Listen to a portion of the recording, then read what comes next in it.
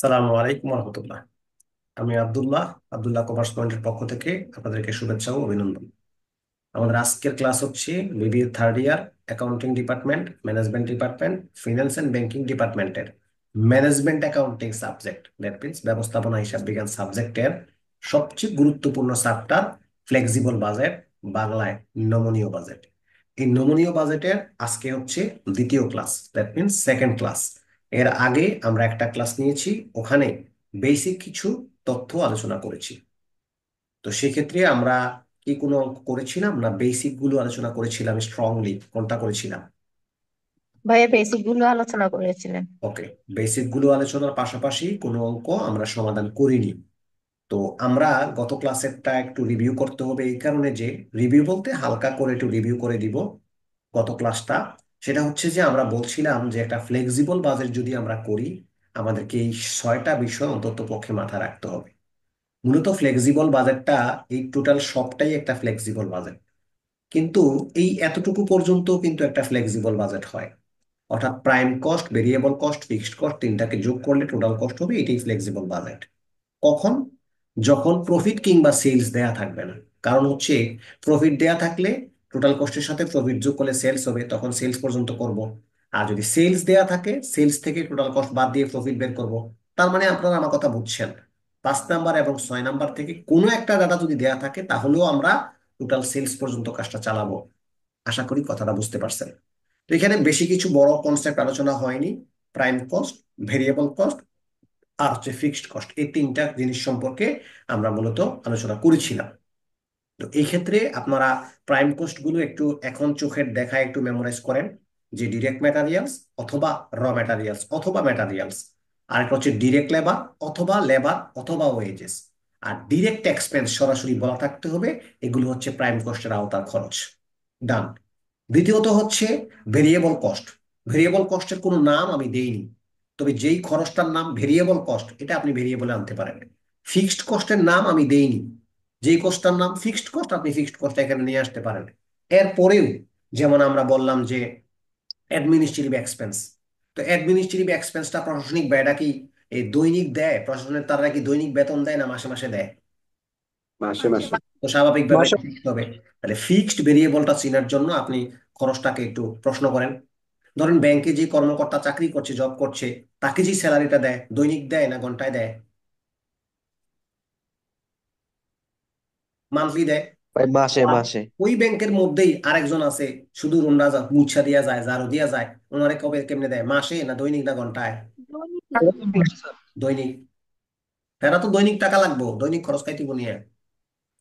সুতরাং ওই ব্যাংকের খরচই একটা হয়ে গেছে, ওয়েজেস এর আওতায় চলে গেছে, আবার আরেকটা চলে যায় স্যালারির আওতায়, একটা হচ্ছে ফিক্সড এর আওতায় চলে যায়, আরেকটা প্রাইম কোর্সের আওতায় চলে যায়। আশা করি বুঝছেন খরচের প্রকৃতিগুলো সম্পর্কে। আপনি নিজে নিজে কিছু ডাটা সংরক্ষণ করতে পারবেন। যেহেতু আমরা প্রথম দিকে আছি, সুতরাং কোনো সমস্যা নাই। আমরা যদি শেষ দিকে হতো, তাহলে আমাদের জন্য প্রবলেম হতো। তো আশা করছি আপনারা ক্লাসটা খুব মনোযোগ সহকারে দেখবেন। ক্লিয়ার? আপনাদের যেইভাবে সুবিধা হয় আমাকে সেইভাবে বলবেন। আমার কাছে কলম আছে, মানে বোর্ড আছে, হোয়াইট বোর্ড আমার আছে। আমার এই এই বোর্ডটাই আমার হোয়াইট বোর্ড। ওকে, আমি যে হোয়াইট বোর্ডটা মানে অফলাইনে ব্যবহার করি, এরকম একটা হোয়াইট বোর্ড এটা। এটা বিশাল বড় সাইজের হোয়াইট বোর্ড, আপনি যত বড় মন চায় তত বড় লিখতে পারবেন। ঠিক আছে, সাথে আবার কম্পিউটার তো আমার সাথে আছে, কম্পিউটারে আমি লিখছি, কোনো সমস্যা হচ্ছে না। যেইভাবে তোমরা কমফোর্ট মনে করো ঠিক সেইভাবে আমি ডেলিভার দিতে চাই। তবে আমি যে সমস্ত কথাগুলো বলবো, যে এই তথ্যটা আপনারা মেমোরাইজ করেন, মেমোরাইজ মানে মুখস্থ করেন, আপনি মুখস্থ করে ফেলবেন, দেখবেন আপনার পড়া কথা সুন্দর। বললাম তো, বিশ্বাস রাখেন, ইনশাল্লাহ। আপনি অনলাইন হোক আর অফলাইন হোক, এটা ব্যাপার না। ব্যাপার হচ্ছে আপনার মনোযোগ। আপনি যতটুকু মনোযোগ দিবেন, ততটুকু অনুযায়ী ফল পাবেন। তবে এটা মনে করার কোনো কারণ নেই, এত মনোযোগ দেওয়ার পরও, এত বুঝ হওয়ার পরও আমি কিন্তু রেজাল্ট ততটা ভালো করতে পারি নাই। এটা মাথা রাখিয়েন, জ্ঞান কিন্তু হারিয়ে যায়নি। জ্ঞান অন্তত আপনাকে কোনো না কোনো কাজে কাজে লাগাই দিব। কিন্তু বলে না হইলেও যাতে আমার সমান রেজাল্ট করলো, ওর কিন্তু জ্ঞান হয়নি। বুঝছেন? ঠিক আছে, ওকে, সামনে আগাচ্ছি। আলহামদুলিল্লাহ। তো আমি আমাদের প্রথম অঙ্কটাকে সলিউশন করতে চাই। সলিউশনের সময় আমি কিছু দিক মাথায় রাখি। তুমি যদি এই দিকগুলো মাথায় রাখতে পারো, আমার কাছে মনে হবে যে তোমার জন্য এটা বেটার হবে। তো আমি প্রথমে তারা তো আমাকে ধরো যে কি বলছে একটু একটু জেনে নিই। ওরা বলছে যে you are you are required to calculate a flexible budget for the production. 8,000 এবং 5,000-এর জন্য একটা ফ্লেক্সিবল বাজেট তৈরি করার জন্য বলছে। আসলে ওদের রিকোয়ারমেন্ট বেশি না, শুধু 8,000 ইউনিটস অ্যান্ড একটা 5,000 ইউনিটের একটা ফ্লেক্সিবল বাজেট তৈরি করার জন্য বলছে। শুনেন, ফ্লেক্সিবল বাজেট অঙ্ক করতে গেলে আপনার পূর্বের একটা ডাটা লাগবে, কারণ আপনি নমনীয় বাজেট তৈরি করবেন, আগেরটার উপর ডিপেন্ড করে নতুনটা আপনি তৈরি করবেন। সুতরাং আপনাকে যেটা দিয়ে যাবে সেইটা আগে ভালো করে বুঝে রাখেন, যে ওইটা দিয়েই কিন্তু আপনাকে বানাতে হবে। আমি মনে হয় কথাটা বুঝাইতে পারলাম না।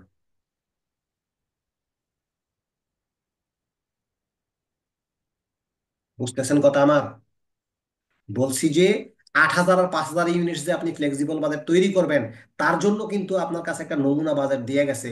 ওই বাজেট দেখেই কিন্তু আপনি 8,000 এবং 5,000 জন্য কাজ করতে হবে। তাহলে ওই বাজেটটা আপনাকে ভালো করে বুঝতে হবে। যদি না বুঝে থাকেন, আমি বিষয়টা আরো ক্লিয়ার করে দিচ্ছি। আপনি খেয়াল করেন আমার কথাটা, আপনি দেখবেন ভালো বুঝবেন। আমি নিচে প্রশ্নটা আরেকবার উঠিয়ে দিচ্ছি, দেখেন। বলছে the expense budget for the production of 10,000 ইউনিটের জন্য কিছু ডাটা অ্যাজ ফলোজ দিয়ে রাখছে। নিম্নের যে বাজেটটা দিছে, এটা কত হাজার ইউনিটস এর জন্য দিছে?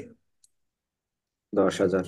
ওই 10,000 ইউনিটসের জন্য দিয়ে আমাকে বলেছে ওই 10,000-এর জন্য আপনাকে দিলাম, আপনি 8,000 এবং 5,000-এর জন্য আমার জন্য বানাই দিবেন।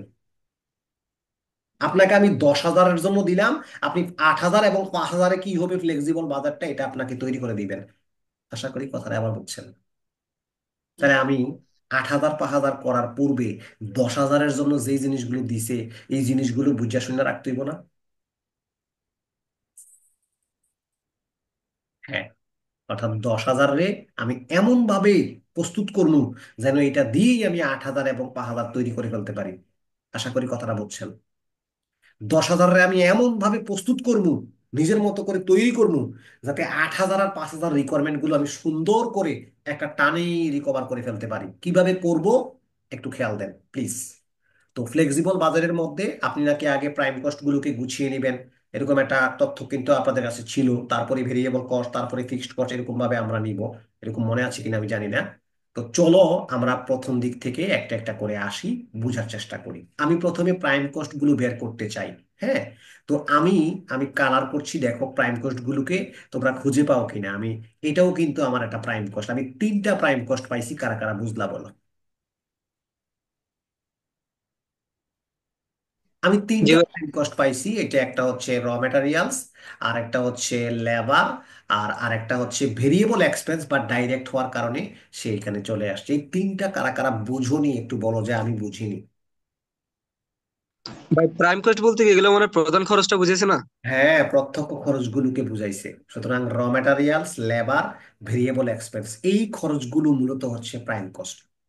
র ম্যাটেরিয়ালস, লেবার তো আছেই, এনি ডাইরেক্ট এক্সপেন্স গুলো প্রাইম কস্টের আওতায় আসে। পৃথিবীর আর অন্য কোনো খরচ আমরা এদিকে চিন্তা করব না।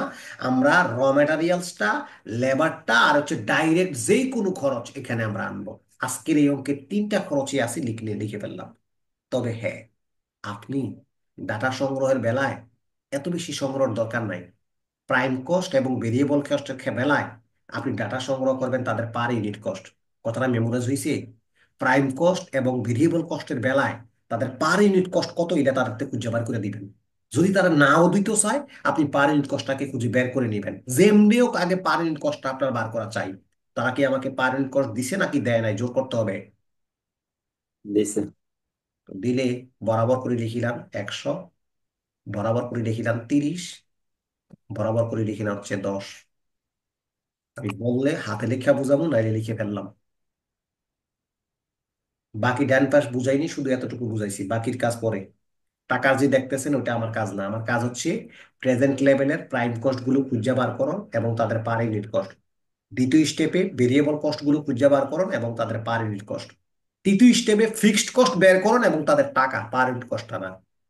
তাহলে প্রাইম কস্ট আর ভেরিয়েবল কস্টের দরকার হচ্ছে পার ইউনিট কস্ট, আর ফিক্সড কস্টের দরকার হচ্ছে টাকাটা। এনি হাউ টাকাটাই আমার লাগবে ফিক্সড কস্টের বেলায়। আমার মনে হয় আমি নর্মাল কথা বলছি, আপনারা বুঝতেছো? ভাই ভেরিয়েবল এক্সপেন্স ডিরেক্ট যেটা বলছে এটা মানে এটার মানেটা কি বুঝেছে? ভেরিয়েবল পরিবর্তনশীল ব্যয়, তবে এটা ডাইরেক্ট প্রত্যক্ষ খরচ, এই বুঝাইছি। এটা কি সবসময় দেওয়া থাকবে এভাবে যদি দেওয়া থাকে? যদি ডাইরেক্ট না বলে, যেমন উপরের ভেরিয়েবলটা থেকে ডাইরেক্ট বলছিল, জি না। জি ডাইরেক্ট না বলে ভাই। ওইটা ডাইরেক্ট না বলার কারণে ভেরিয়েবল কষ্টে চলে যাবে। ক্লিয়ার? জি ভাই। ওকে। তো আলহামদুলিল্লাহ আমরা মোটামুটি ওর প্রশ্নটাও বুঝলাম, তোমরা যারা ক্লাসে আসো তারাও আলহামদুলিল্লাহ বুঝতেছো। হ্যাঁ, এখন আমাদের ভিন্ন টপিকসের দিকে যাওয়া, আমাদের প্রাইম কস্টের কাজটা আমি শেষ করছি, এখন আমি ভেরিয়েবল কস্টটা লিখতে চাই। তো আমরা কিন্তু মানুষ এখানে বেশি জন নেই, 8-10 জন যায় আছি। আমরা চাইলে আমাদের সমস্যাগুলো বুঝে বুঝে নিতে পারি, যে নিলয় যেভাবে তার কোশ্চেনটাকে নিয়েছে আপনিও এইভাবে নিতে পারেন আপনার অ্যান্সারটা। তবে আমার কথাগুলো বুঝার চেষ্টা করবেন, আমি জিজ্ঞেস করলে আপনি আমাকে জিজ্ঞাসা করবেন, তাহলে আপনার জন্য বেটার হবে। তো আমার ডেটাগুলোর মধ্যে আমি ভেরিয়েবল একটা আইটেম পাইছি সরাসরি, ভেরিয়েবল ওভারহেড, আর তার পার ইউনিটটা 30 টাকা। একদম ক্লিয়ার না? জি ভাই। এখন পরবর্তীতে আরো দুইটা আইটেম, আমি ভেরিয়েবলটাকে একটা কালার দিয়ে দিই আপনি চেনার সুবিধার্থে।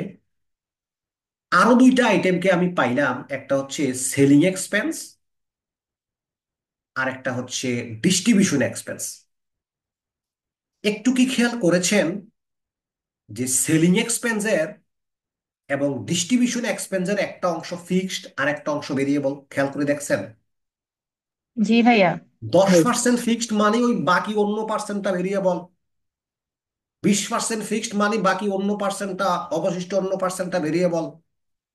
সুতরাং ভেরিয়েবলের আওতায় সেলিং এক্সপেন্সটার দাম কত টাকা আছে? টোটাল 25 টাকা। ওই 25 টাকার 90% কত আসে যদি একটু বলতা? ওই 25 টাকার 90% তো ভেরিয়েবলের দিকে চলে যাবে, লিখে ফেলছি ভেরিয়েবলের দিকে 22.5। আইসো পাস। আবার ডিস্ট্রিবিউশনের আরেকটা অংশ, তাও তারা আমাকে ফিক্সড বলছে, ভেরিয়েবল বলেনি, ইন্টু 80% আমার ভেরিয়েবলের দিকে চলে গেলে ওই ডেটাটাতে কত আসবে একটু জানান দেন, অঙ্ক রেডি। 12 টাকা। দেখেন আমি রিকোয়ারমেন্ট, কিন্তু এখনো আমি রিকোয়ারমেন্টের কাছে যাইনি। আমি ডেটা সংগ্রহ করতেছি কি, ওই প্রেজেন্ট লেভেলের 10,000-এর জন্য প্রাইম কস্ট ভেরিয়েবল কস্ট গুলো আমি সংগ্রহ করতেছি। ক্লিয়ার? আপনারা কি ভেরিয়েবল কস্ট গুলো অলরেডি সংগ্রহ করে ফেলেছেন?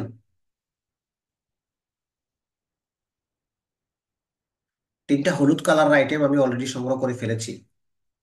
আপনার কাছে যদি মনে হয় যে কোনো একটাকে ভেরিয়েবল মনে হচ্ছে না, সেলিং তো ভেরিয়েবল হয় না, কি কারণে হলো একটু বলেন। ডিস্ট্রিবিউশন তো ভেরিয়েবল হয় না, কি কারণে বলছে একটু বলেন।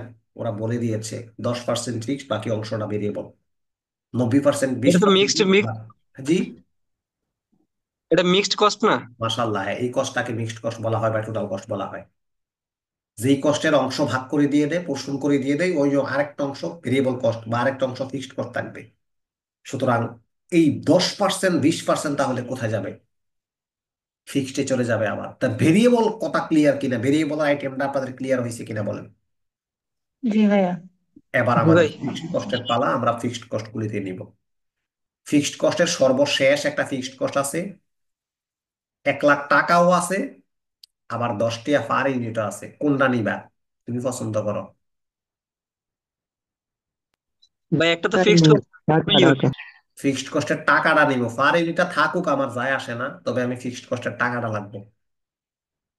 পার ইউনিটটা যাই হোক কোনো সমস্যা নাই, আমার ফিক্সড কস্টের কি লাগবে? টাকাটা লাগবে। আবার অ্যাডমিনিস্ট্রেটিভ এক্সপেন্স, প্রশাসনিক খরচ কি ফিক্সড না ভেরিয়েবল?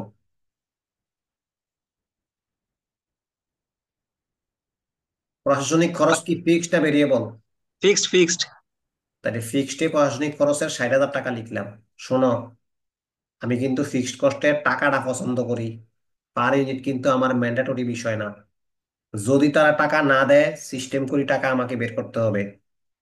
ওই যে সেলিং এক্সপেন্স এবং ডিস্ট্রিবিউশন এক্সপেন্সের কথা কি মনে আছে তাদের কথা? ওদের জি 20% এবং 10% কিন্তু ফিক্সড ছিল। তো এই বিষয়টা আপনাকে এখন দেখিয়ে দিতে হবে। ওই 25 টাকা আর 10% কত আসে আমাকে জানান দেন। 2.5 টাকা আসে। কিন্তু ভাই, আমি তো 2.5 টাকা দিয়ে কাজ হবে না, আমার তো টাকাটা লাগবে। কত হাজার ইউনিটের জন্য দেয়া ছিল, প্রোডাকশন ইউনিটস কত হাজার দেয়া ছিল? 10,000। ওই 10,000-রে 2,500 দিয়ে গুণ দেন, টাকা হবে 25,000 টাকা। কথা কি ক্লিয়ার? আমি ভাইয়া ফিক্সড আরেকবার একটু জন্য বলেন। আমি জি ভাই। ফিক্সড এর জন্য পার ইউনিট আমার চাই না। আমি চাই আমার টাকাটা লাগবে। বাট ফিক্সডে তারা পার ইউনিট কস্ট দিয়েছে, সেই জন্য আমি ওই যে আমার উৎপাদন দেয়া আছে 10,000 ইউনিটের জন্য, ওই 10,000 দিয়ে 2.5 টাকারে গুণ দিয়ে আমি 25,000 টাকা বের করে নিয়েছি। ক্লিয়ার? জি। জি ভাই। ডিস্ট্রিবিউশন এক্সপেন্সটাও সেম ভাবে হোক, ডিস্ট্রিবিউশন এক্সপেন্স যেন সেম ভাবে বিচার হোক। ওই 15 টাকারে আমরা ইনটু দেব 20% দিয়ে, কত টাকা হয় বলো? ওই টাকা 3, 3-এর 10,000 দিয়ে গুণ দিলে 30,000 টাকা হবে। আশা করি ক্লিয়ার। জি ভাই। তবে আমার অঙ্কের মধ্যে যে ডাটা দেয়া ছিল ওই ডাটা আমি পরিষ্কারভাবে সবগুলো অলরেডি পোস্টিং দিয়ে দিয়েছি। এখন আমার নর্মাল কাজ কি জানেন? আমি যে ফিক্সড কস্ট গুলো পেলাম না, এই ফিক্সড কস্ট গুলো প্রত্যেকটা লেভেলে সেম টাকাগুলো আবার ডানে বসিয়ে দেব। ক্লিয়ার? জি। আরো একটু সহজ করে দিব আমি, সবটা ডেটাই একসাথে করে নিতেছি। আরো সহজ করে বলার জন্য কথাটা, যে ভাই শোনো, তোমরা যে ভেরিয়েবল কস্ট আর প্রাইম কস্ট বের করছো না, খুব ভালো করছো। ওগুলো তোমার দরকার ছিল। এই টাকাগুলো দিয়ে এই যে রেট তিনটা, এই যতটা আছে ভেরিয়েবল আর গিয়া প্রাইম, আর একটু সুন্দর করে বলি, এই যে ভেরিয়েবল এবং প্রাইমের যতটা ডেটা আছে, এই প্রত্যেকটা পার ইউনিট কস্টের তুমি ইউনিটস দিয়া গুণ দিলেই খালি টাকারই বাড়িতে থাকবো। বুঝছেন না বলেন? ভাই আবার একটু বলেন কষ্ট করে। 100 টাকা দিয়া 10,000 রে গুণ, 8,000 রে গুণ, 5,000 রে গুণ। 30 টাকা দিয়া 10,000 রে গুণ, 8,000 রে গুণ, 5,000 রে গুণ। 10 টাকা দিয়া 10,000 রে গুণ, 8,000 রে গুণ, 5,000 রে গুণ। আর কিছু কমো? মানে ইউনিট দিয়ে টাকাগুলোর গুণ দিতেছে। টাকা না, ইউনিটস গুলোরে পার ইউনিট দিয়ে গুণ দিতেছি। ও আচ্ছা আচ্ছা, ঠিক আছে। আরে প্রাইম কস্ট আর ভেরিয়েবলের কাজটাই হচ্ছে এরকম। আমার মনে হয় ভেরিয়েবল গুলো কিভাবে টাকাগুলো রূপান্তর হয়ে গেল, আমি না লিখলেও মনে হয় তোমাদের কাছে ক্লিয়ার। তোমরা বললে আমি একটা অংশ খালি করে বুঝামো, যে খালি করে লিখে দেবো। খালি করতে হবে। বুঝছি ভাইয়া, লাগবে না। ওকে। তো আর যারা বাকিরা আছেন, আমার মনে হচ্ছে শাহিদা রুমা কি নিতে পারছো বিষয়টা?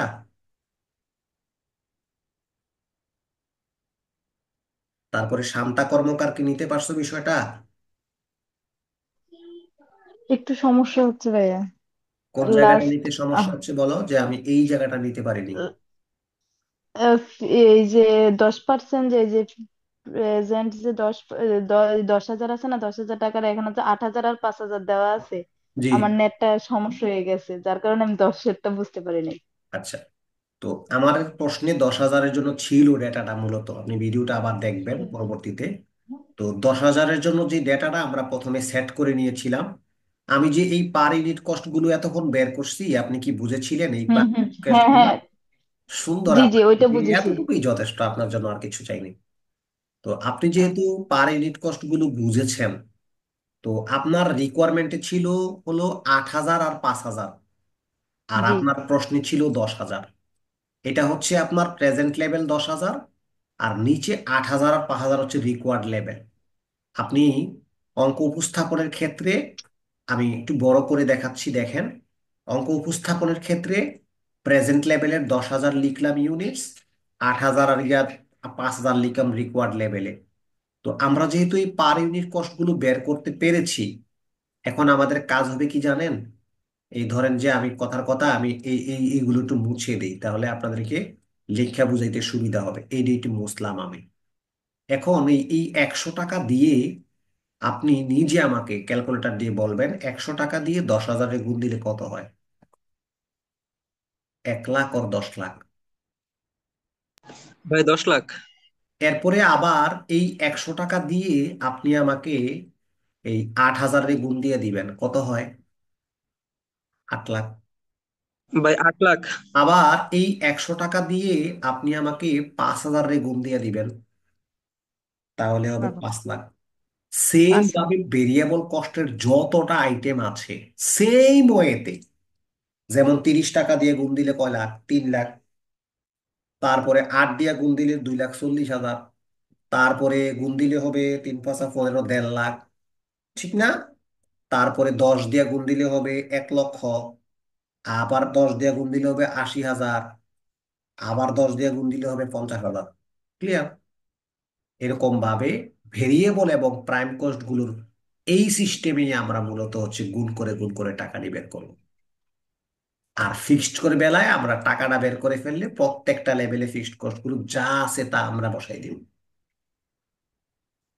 সুতরাং এই অঙ্কটা আমার কাছে মনে হচ্ছে আর কি আপনারা খুব ইজিলি নিতে পারছেন। জি ভাইয়া। তো এখন আমাদের পরবর্তী সেকশনে যাওয়ার পালা। আমরা পরবর্তী সেকশনের দিকে যাচ্ছি ইনশাল্লাহ।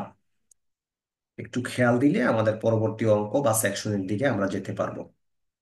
আমি প্রবলেম 2 আপনাদের কাছে উপস্থাপন করার চেষ্টা করব, প্রবলেম 2টা। তো প্রবলেম 2তে বলেছে, the cost of formulas A companies manufacturing overhead is given below. The cost formulas cover a relevant range 15,000 থেকে 25,000 মেশিন আওয়ার পর্যন্ত চলবো। যে কষ্টটা দিছে, যে খরচের হিসাবটা তারা আমারে দিছে, এটা 15,000 থেকে শুরু করে 20,000 25,000 পর্যন্ত চলবো।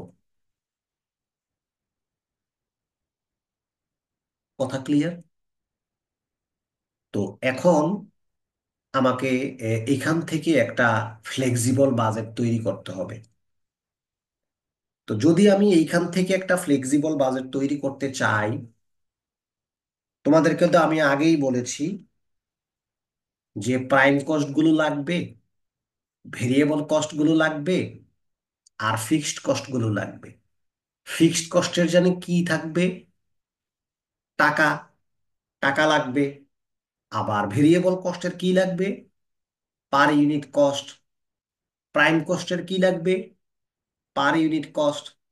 আমাদের এই অঙ্কে কি প্রাইম কস্ট বলতে কেউ আছে?